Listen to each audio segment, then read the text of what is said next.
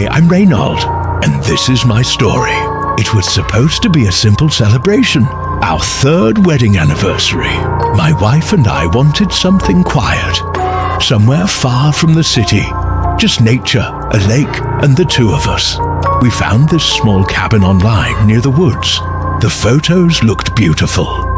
Clear blue lake, tall trees, sunlight peeking through the leaves. After almost 14 hours of driving, we finally arrived, only to find that everything was a lie. The cabin was filthy. Mold on the walls, dust everywhere, and the smell of damp wood hit us the second we stepped out of the car. The lake looked dead, still green and murky.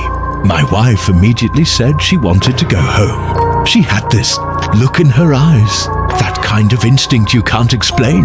But I told her, it's our anniversary. We're already here.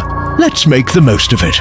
There was a hiking trail nearby, and the view was beautiful, so I convinced her to stay, just for one night. We decided to walk around and maybe ask if anyone knew a place to rent. That's when we saw her, an old woman, standing outside her house, sweeping the porch. She smiled the moment she saw us, a warm grandmotherly smile, and asked if we were lost. I told her what happened, how we were scammed by the cabin owner. She looked concerned. "Oh, you poor souls," she said softly. "You can stay here if you like. I live alone. It would be nice to have company." My wife hesitated. She kept whispering to me that something didn't feel right, that the woman's smile didn't reach her eyes. But I brushed it off. I thought she was just tired. We accepted the offer. Inside, the house was old but tidy. The smell of herbs and wood smoke filled the air. But there was one thing that stood out. A wall full of photographs. Every frame showed random people. There were dozens of them. The old lady noticed me looking. She said softly, "Those were my friends. They're gone now." That evening she cooked dinner, stew and bread. She poured us drinks, saying it would help us relax. But my wife and I always carried our own water. Electrolyte mix, since we both get dehydrated easily. We pretended to sip her drink, just so we wouldn't offend her. Later that night, when we lay down to rest, we heard something outside. At first, I thought it was just wind, until I saw light flickering through the window. We peeked through the curtains. There were people, dozens of them, dressed in black robes, standing in a circle around a bonfire. The old woman was among them, her face calm, eyes closed, murmuring words I didn't understand. Latin chants echoed through the trees.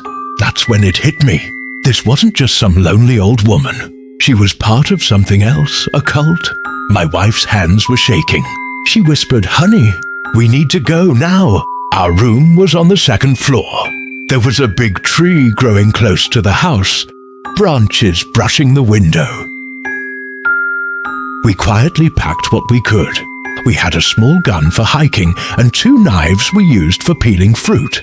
That was all we had for defense. The chanting grew louder. We could see the flames rising higher, the circle tightening, then footsteps. Soft creaking wood just outside our room. Someone was coming up. Without another thought, we climbed out the window and onto the tree. Slowly, carefully. The bark scratched my arms, but we didn't care. We crawled down until our feet hit the ground. From a distance, we saw the cult gather near the house, holding hands, chanting louder. Maybe they were about to enter. Maybe they thought we were still asleep, still drugged by that drink we never took. We didn't look back. We ran through the woods in the dark, following the sound of the road, our flashlights off. Only the moon guided us. When we reached the car, my wife was trembling so hard she couldn't open the door. I started the engine and we drove as fast as we could do. Down a road covered with trees and shadows. We didn't talk until we reached the highway. That night, when we arrived at home, we didn't sleep. We just sat on the couch holding each other, realizing how close we came to whatever that was. We never reported it. Who would believe us? But every year since then, when our anniversary comes, we tell our children this story, not to scare them, but to remind them. Evil doesn't always wear a mask or hide in shadows. Sometimes it smiles and invites you in for dinner.